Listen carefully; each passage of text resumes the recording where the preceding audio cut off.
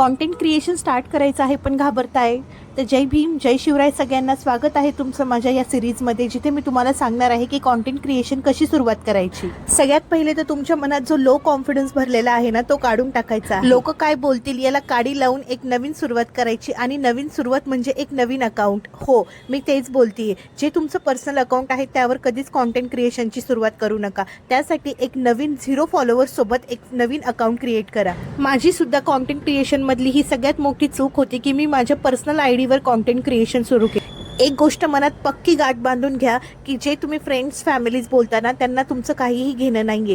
तुम्ही जास्त फेमस झाले, जास्त व्ह्यूज आले तर सगळ्यात जास्त जळणारे लोक तेच आहेत। आपल्या ओळखीचे लोक आपल्या अकाउंटवर नसलेलेच बरे। त्याचा एक सगळ्यात मोठा फायदा म्हणजे आपला कॉन्फिडन्स इतका जास्त वाढतो, जो की मी आता अनुभवते। आपल्याला कुणाचंच घेणं देणं राहत नाही की मी हे काम करते तर आता हे काय बोलतील, कोण मला जज करेल। त्यामुळे अननोन लोकांसोबत जर्नी स्टार्ट करा, कारण अननोन लोक खूप जास्त सपोर्ट करतात, आपला व्हिडिओ पूर्ण बघतात। त्यामुळेच मी नेहमी म्हणते की अनोळखी लोक कधीही चांगले असतात।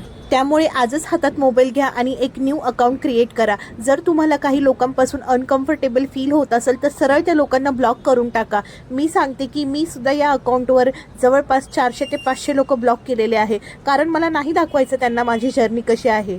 कसं आहे, फॉलोअर्स कमी असले तरीही चालतील, बट आवडीने पूर्ण व्हिडिओ बघणारे पाहिजे। अशाच रोज मी तुम्हाला काही ट्रिक्स सांगणार आहे, त्यासाठी मला आत्ताच फॉलो करून ठेवा। चला भेटूया पुढच्या ब्लॉगमध्ये। बाय।